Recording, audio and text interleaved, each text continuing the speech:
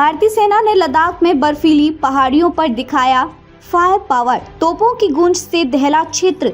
भारतीय सेना ने लद्दाख की बर्फीली पहाड़ियों पर दिखाया अद्भुत फायर पावर, तोपों की गर्जना से गूंजा क्षेत्र। जम्मू कश्मीर लद्दाख की ऊंची बर्फीली पहाड़ियों पर भारतीय सेना ने अपनी ताकत और कुशलता का बेमिसाल प्रदर्शन किया। फायर एंड फ्यूरी कोर के तहत सेना ने अत्याधुनिक हथियारों के साथ unleashing fire power on IC Heights नामक अभ्यास को अंजाम दिया। समुद्र तल से 14,500 फीट की ऊंचाई और शून्य से 35 डिग्री सेल्सियस नीचे के तापमान में हुए इस अभ्यास ने न केवल सैन्य कौशल को परखा बल्कि दुश्मनों को स्पष्ट संदेश दिया कि भारतीय सेना हर चुनौती के लिए तैयार है। आधुनिक हथियारों का प्रदर्शन। इस सैन्य अभ्यास में तोपों की गर्जना और अत्याधुनिक हथियारों का प्रदर्शन मुख्य आकर्षण रहा। यह प्रदर्शन दिखाता है कि वैसे कठिन से कठिन हालातों में भी सेना अपने मिशन को अंजाम देने में सक्षम है। हर फायरिंग शॉट के पीछे गहन रणनीति, अनुशासन और आधुनिक तकनीक का मेल था। तोपों की आवाज लद्दाख की बर्फीली घाटियों में गूंज उठी, जो भारतीय सेना की अधिक सुरक्षा प्रतिबद्धता का प्रतीक बनी। सीमाओं पर सुरक्षा का भरोसा।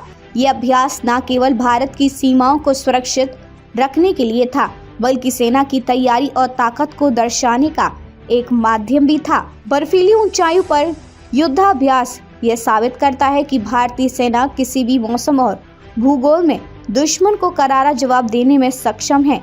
अभ्यास के दौरान सैनिकों ने यह दिखाया कि विषम परिस्थितियां भी उनकी ताकत और आत्मविश्वास को डिगा नहीं सकती। भारतीय सैन्य अकादमी की गरिमा पर नेपाल सेना प्रमुख का बयान। देहरादून में भारतीय सैन्य अकादमी की पासिंग आउट परेड के दौरान नेपाल सेना प्रमुख अशोक राज सिगडेल ने भारतीय सेना की ताकत और भारतीय सैन्य अकादमी की प्रशंसा की।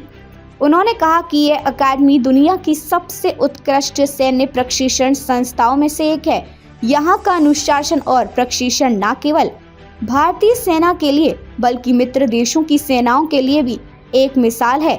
नेपाल और भारत के रिश्ते। नेपाल सेना प्रमुख ने भारत और नेपाल के अटूट संबंधों पर बात करते हुए कहा कि यह रिश्ता केवल भौगोलिक ही नहीं बल्कि ऐतिहासिक, सांस्कृतिक और सामरिक दृष्टिकोण से भी बेहद गहरा है। उन्होंने 1988 में अपने प्रशिक्षण के दिनों को याद किया, जब उन्होंने इसी अकादमी में कड़ा प्रशिक्षण प्राप्त किया था। उन्होंने गर्व से कहा कि आईएम से अब तक नेपाल के 200 से अधिक सैन्य अधिकारी प्रशिक्षण प्राप्त कर चुके हैं, जिनमें से 4 अधिकारी नेपाल सेना के प्रमुख बने। कैंडिडेट्स के लिए संदेश। अपने संबोधन में उन्होंने जेंटलमैन कैंडिडेट्स को शुभकामनाएं देते हुए कहा, आप सभी ने इस प्रतिष्ठित अकेडमी में कठिन प्रशिक्षण लिया है।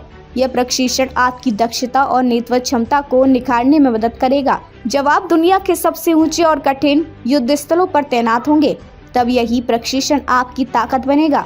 उन्होंने कैंडिडेट्स को यह भी कहा कि वर्दी केवल पहचान नहीं है बल्कि जिम्मेदारी का प्रतीक है। उन्होंने बल दिया कि चाहे परिस्थिति कैसी भी हो, वर्दी की गरिमा को बनाए रखना सबसे महत्वपूर्ण है।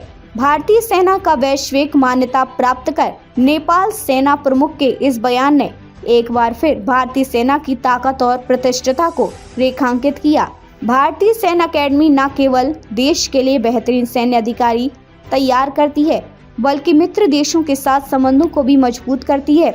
यह भारत की गुरु शिष्य परंपरा और सैन्य अनुशासन का अद्भुत उदाहरण है।